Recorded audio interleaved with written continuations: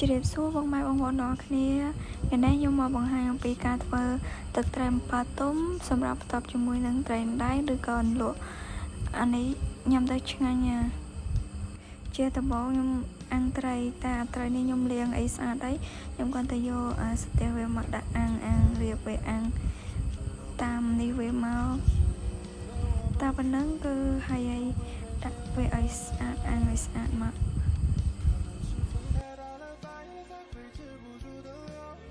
បន្ទាប់ពីដាក់ត្រីអាំងហើយខ្ញុំយកអាពេលហ្នឹងមកជ្រោយបាយសតបាយខ្ញុំអាពេលមុននឹងទៅធ្វើត្រីលាងយកត្រីទៅលាងវាយហ្នឹងខ្ញុំបាំបាយអញ្ចឹងអាពេលនេះគឺបាយឆ្អិនហើយជ្រាបពេលហ្នឹងក៏មកធ្វើទឹកជ្រលក់ឲ្យហើយដែរពេលត្រីឆ្អិនល្មមគឺហើយល្មមអានេះខ្ញុំដាក់ទឹកត្រីជាមួយអំបិលពេលខ្ញុំអត់ចង់ដាក់ចង់បានទឹកច្រើនទេ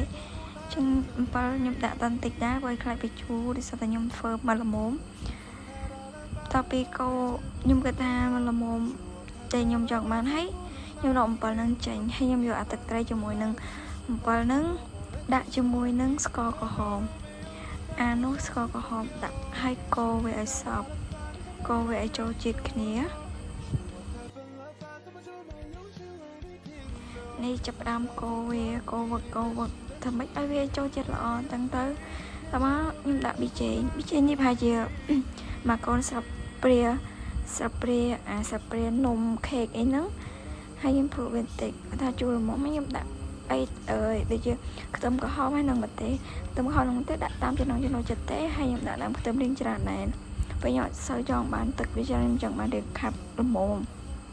ជាងទៅខ្ញុំដាក់ឲ្យកូរវាហើយ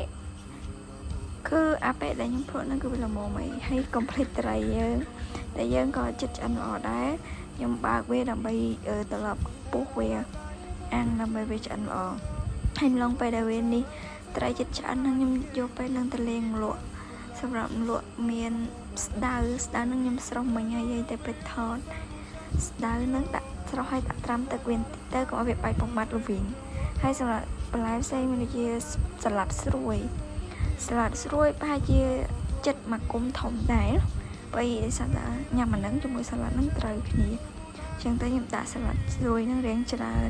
មានសាឡាត់ស្រួយមានតសក់មានម្ទេសហើយមានពេញប៉ោះមួយដែរដែលសតខ្ញុំចូលចិត្តពេញប៉ោះចឹងទៅញ៉ាំពេញប៉ោះមួយដែរអានេះបន្ទាប់ពីលាងបន្លែហើយគឺត្រីយើងឆ្អិនល្មមដែលយើងចង់បានហើយយើងលើកវាដាក់ចានដាក់វាឲ្យស្អាតចឹងមកដើម្បីយកទៅលើតុញ៉ាំបាយនិយាយទៅគ្រឿងយើងគ្រប់អស់ហើយលក់ក៏មានបាយក៏ឆ្អិនហើយសំខាន់គឺត្រីរបស់យើងហើយនឹងទឹកជ្រលក់ហើយអស់ហើយប៉ុណ្ណឹងយើងញ៉ាំបានហើយស្រួលអត់មានអីច្រើនទេគ្រាន់តែយើងអាំងត្រីឆ្អិនមកហើយធ្វើទឹកជ្រលក់ប៉ុណ្ណឹងមកហើយមកពេលហើយអត់មានអីបបាក់អីងាយអរគុណអ្នកនរគ្នាសម្រាប់ការទស្សនា